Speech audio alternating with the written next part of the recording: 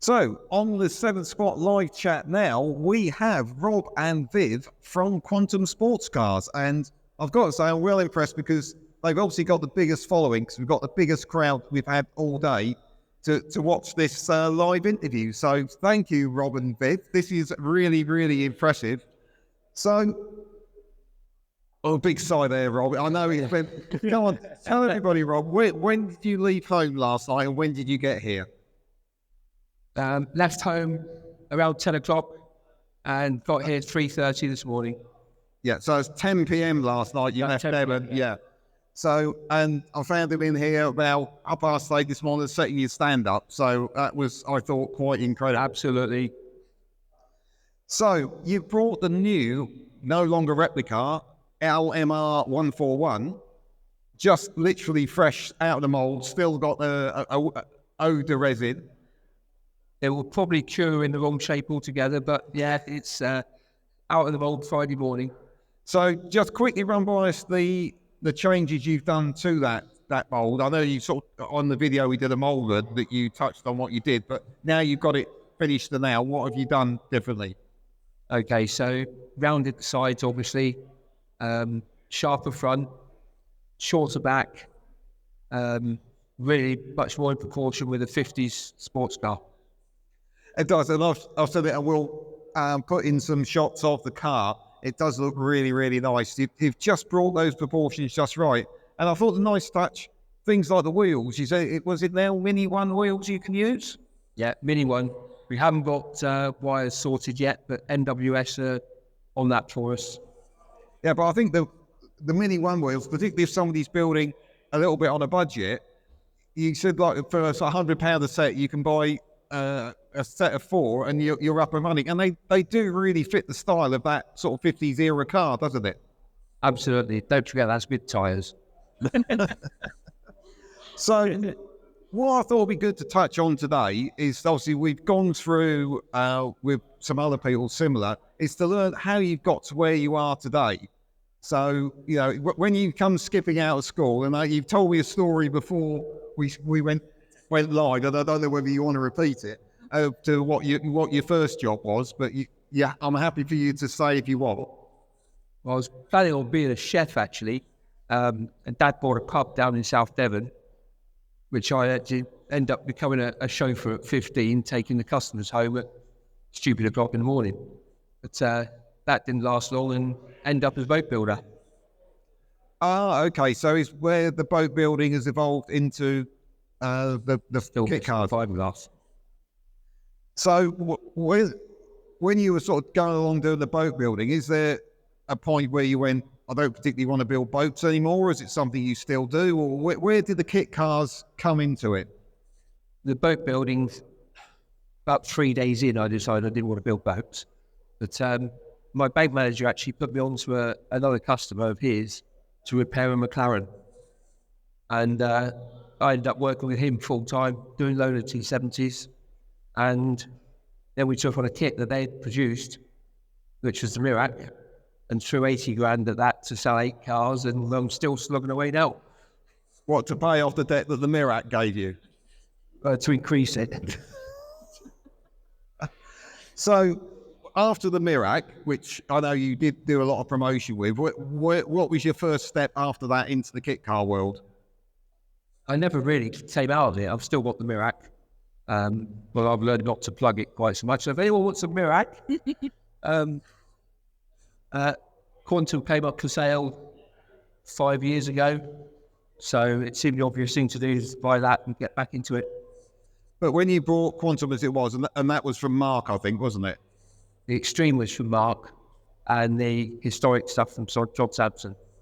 Okay. So, but you brought those, they were, the Quantum family, so to speak, had been broken up quite a bit at that point. Yeah, all back together.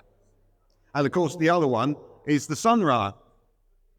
Yeah, do we want to go there? Well, I thought it was, every family has that sibling you're not really wanting to talk about, and maybe yours is the Sunrunner. So, well, it started off green, and now it's green up from outside with a bit of moss and etc., etc. We'll get back onto that at some point. Yeah, well, that's called, I think, patina, and actually adds value. So you're doing well there at the moment. We've got a barn, so it can be a barn finding worth far more.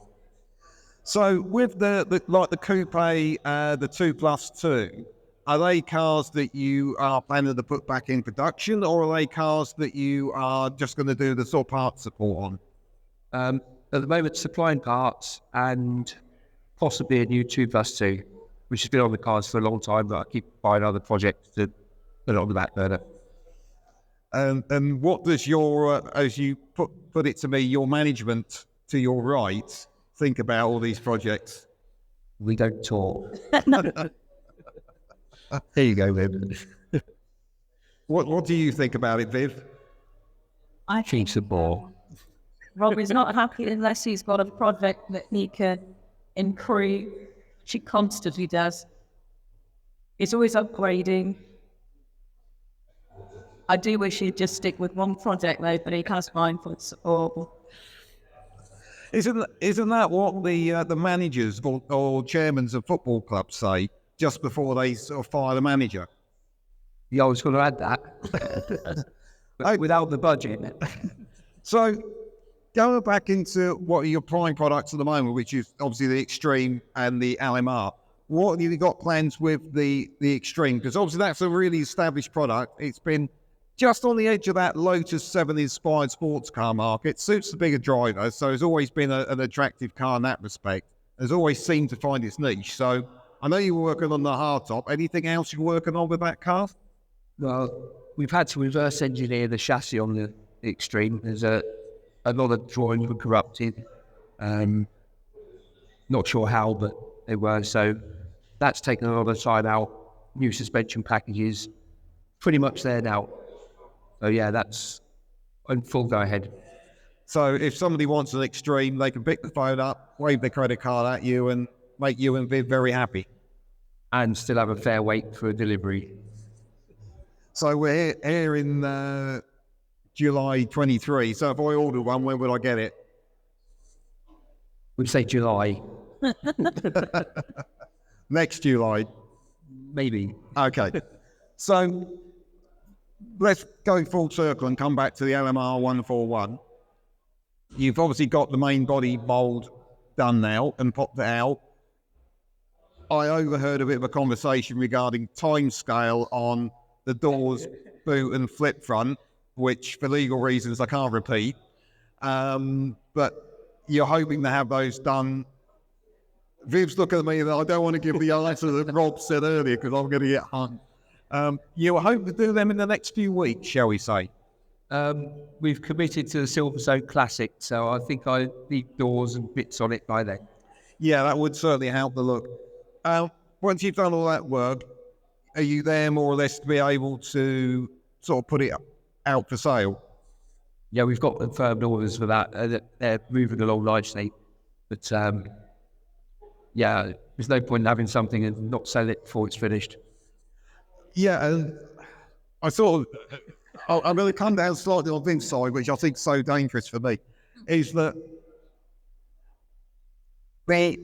the Replicars, so let's call them Replicar and LMR141, because I think they're now two different cars. For what a lot of people would have acquired that car, gone, yeah, okay, it's been selling, it's a nice car, because I believe you were making the bodies for that before you acquired it. You know, we've made the last 17 bodies. So there's a car that's selling in steady numbers. You could have just carried on, Rob. Yeah, why did you do that?